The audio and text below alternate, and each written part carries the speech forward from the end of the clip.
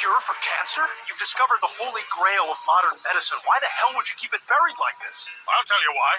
Because there's far more money to be made in treating a disease than in curing it. Why cure someone of cancer in a day if we can treat them for a lifetime and bill them every step along the way?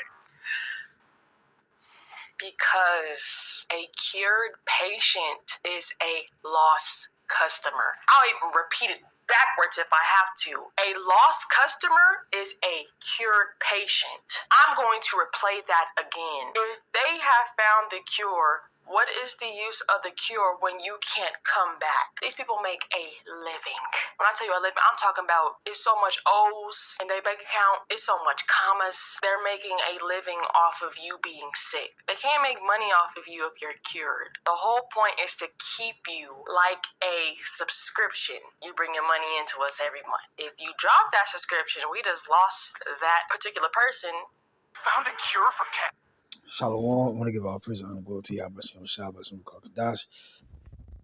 Devil honors to the apostles, devil honors to the elders of great millstone. Salutation to you, I can that teaching the truth and city across the four corners of the earth.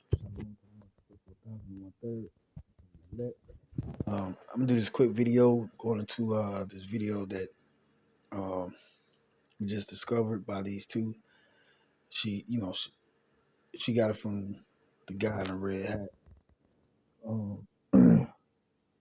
Well, the point of this video is, like the dog said to Esau, which is the so-called white man, as a cartoon character.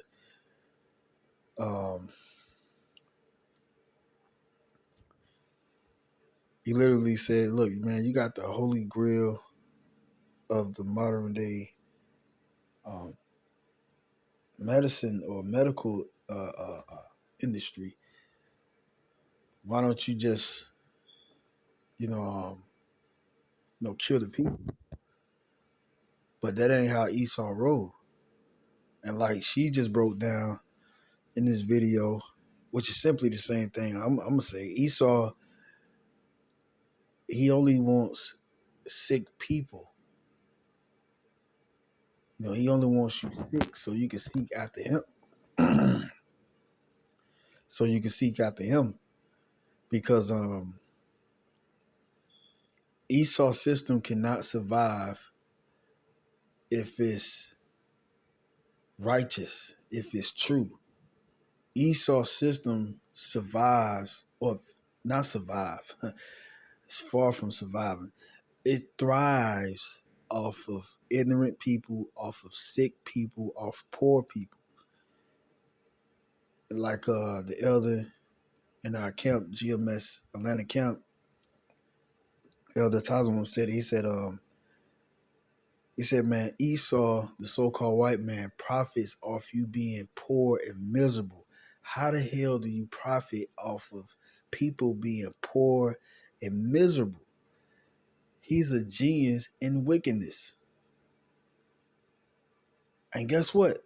People keep going to him like he's a miracle. But they go to show you that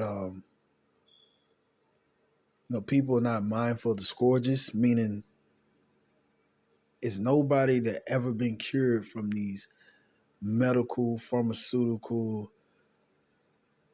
stores or hospitals that Esau set up. The only thing that people are getting is a treatment which never cures them, and they're always coming out of pocket for it. This is Job chapter 13, verse 4. But ye are forgers of lies, ye are all physicians of no value. And that's true. Esau is a physician of no value. He's a forger of lies. Why? Because he signs off on these treatments. He patents these treatments that doesn't even cure you. He used the word treatment. And then, too, he threatened other people that have medicine or medicinal herbs that can really reverse the disease or cure, in other words, cure the disease. But he's threatening them, and also he's buying them off because it's all about profit at the beginning, in the middle, and the end of the day for Esau, the so-called white man. Like the movie John Q with Denzel Washington in it. In the movie, if you watch the movie, that's reality, man. You know, these cancer hospitals, if you don't have enough money, you can't be seen by the doctors to have a open heart surgery that can save your life. You know, due to these advanced technology, Esau has the capability to really cure the whole world and make the world paradise again. But you know why he doesn't? Because he is the devil. Like the Lord said, the deceiver and deceive are his. Who is the deceiver? Esau, the so-called white man. And the deceive is who? First and foremost, his people. Like it says in Amos chapter 3, you have I only known out of all the families of the world, in particular you Israelites, you so-called Negroes, so-called Latinos, so-called Native American Indians. You are literally the Lord's chosen people. You are the main ones that the Lord that He's concerned about, and you're being deceived. That's what the Lord is saying. Salaki, my flesh is out of whack right now. Just got off work not too long ago, but yeah, my flesh is literally attacking me right now in so many ways. Romans chapter 7. The flesh, it's like it. Romans chapter 7 is good concerning the flesh warring against the spirit, but also Galatians chapter 5. You know, they both warn against each other, man. But the spirit is willing, though. So, like if I segue to another chapter, but yeah, back to the point. You know, Esau is being found out. This is Obadiah chapter 1 and verse 6. How are the things of Esau searched out? How are his hidden things sought up? Yeah, how are the things of Esau searched out? Well, knowledge shall increase. Daniel chapter 12 verse 4 goes into that. We're living in these times. It's literally answers to all the questions in this lifetime that we're living in, and it's also a prophecy behind it. It's a storyline behind it. You know, this is a never-ending story. I'm going to say everlasting story, but this is a never-ending story, which is everlasting. In this life that we're living in, you know, we ain't just here for no reason. We ain't just the particular people or particular race for no reason. You know, this world was not built for no reason, as Esau would like to perpetuate in our minds on a daily. You know, even down to you just making your daily bread, you know, going to work and going to school and all that. He tried to make it seem like that's the only thing. And if you did, that's it. You know, you tried at life, but you suck. While he's winning at the top, that's not really what it is. It was really scripted for Esau to be at the top in the latter days. And that's a clear sign that we're in the latter days because Esau, the so-called white man, is here. You know, Ecclesiastes chapter 1, verse 3 goes into that, how there's no end of the people. You know, because you got the word generation. Generation means always generating, you know, always, you know, in the cycle, like the circle of life, like the Lion King. The circle of life meaning is literally what that is, generation or regeneration back into life. You know, you be born, you grow, and then you get your final stages of living, and then you die, then you go back to the spirit world, like it says in Ecclesiastes chapter 12, I think around the 10th verse, and then you come back to the earth after a certain amount of time. You don't stay up there with the Heavenly Father after you die for like 1,000 years. I mean, Yahweh Shah did, but he's coming back. So, but that's not subjected to many of you Jake's, because you're gonna be born back in your due date, which is what 80 years, 75 to 80 years. So if you die, you're gonna be back within those years because the Lord set it up like that. Third and fourth generation, got the first generation, second generation, third, fourth generation, and that's the thing that they don't teach in school because this book of life literally teaches you everything that you really need to know. They don't teach these things in the churches. This is the wonderful gospel that this is how they're supposed to teach it, because the word gospel means good news. And this is very good news. Daniel chapter 12, verse 4, but thou, O Daniel, shut up the words and seal the book, even to the time of the end. Many shall run to and fro, and knowledge shall be increased. This is what's going to happen in the end. Many shall run to and fro, meaning here and there, and knowledge shall increase. And knowledge is increasing. Like I said, the advanced technology that Esau has harped upon, the world is in the know of it. The advanced technology of we're in the age of knowledge now, of knowing everything. You ain't got to go into the library and research it in a book. No, you can look it up online. And this is how we know that these scriptures has came to pass.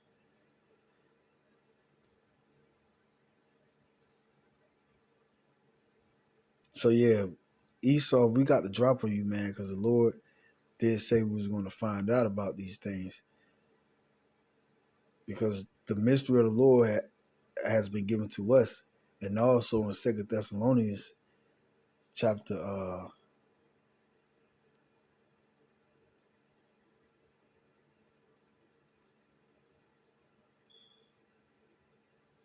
2 goes into how you should be found out, and that once you are found out, then the end is here. This is 2 Thessalonians chapter 2, verse 2, that ye be not soon shaken in mind or be troubled, neither by spirit, nor by word, nor by letter as from us, as that the day of Hamashiach is at hand. So we shouldn't be troubled in mind, because before and when he's coming, or when he's arrived in the earth, then it's going to be trouble. We shouldn't be troubled because that's the day of our deliverance. Now, verse 4 says, verse 3 says, let no man deceive you by any means, for that day should not come except there come a falling away first, and that man of sin be revealed, the son of perdition. So it had to be a falling away first, meaning Israel was going to be discontinued from our heritage, which now we call ourselves Negroes and Latinos and Native American Indians, Haitians, wherever we may be of those sort. And Jake have many children with these other nation women, and they may look like the women of those nations or the people of those nations, but they're Israelites.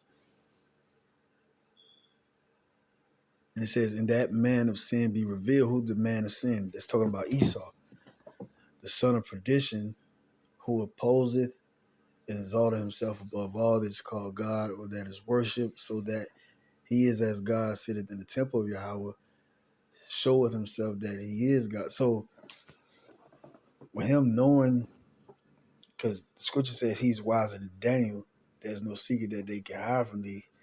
It's talking about Esau. Esau and all this advanced technology and like he found the cure to cure cancer.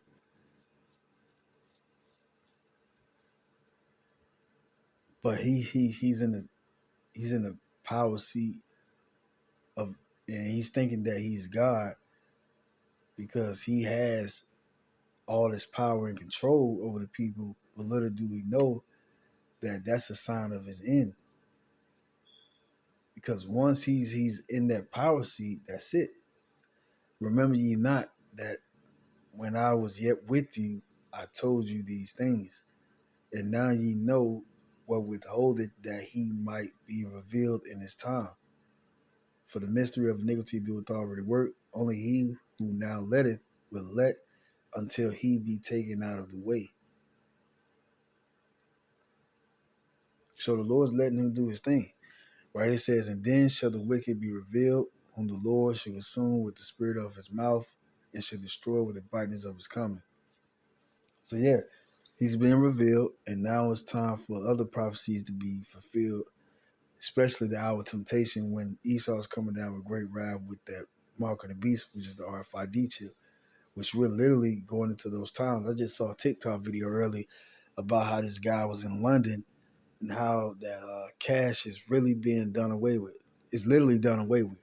You know, he went inside a restaurant and, you know, he had coins and he went to pay for something and the guy at the cash register was looking at him crazy and asked, like, what the hell is this? And he was like, it's coins. It was money. You know, like a quarter or whatnot in American money. Over there it's the same thing too. But he was like, people wasn't using that. People wasn't really using no money. Everybody was using their card or their phone to pay for things. So we're literally in that time, man. And next year could be it. You got the government shut down and whatnot. All of these things are taking place because the end is here. Esau end is here, and our enemies end is here. Those who are enemies of the nation of Israel. And those who are within the nation of Israel who are not repenting, they are enemies of the Lord too. But it's time to get right, Israel. So when the time comes, you can be delivered from these said troubles. And if you are a martyr or witness of the Lord that so happened to die, you die for the Lord, and you're going to be quickened in your new body, and you're going to come back to the earth with the Lord, and you're going to reap havoc on these people as well. So, and that could be backed up. That saying that I just said can be backed up by 1 Corinthians chapter 15. So, you know, we literally are going to win no matter what. All we got to do is just hasten the day of the Lord coming and endure to the end. So with that, I'm going to say shalom.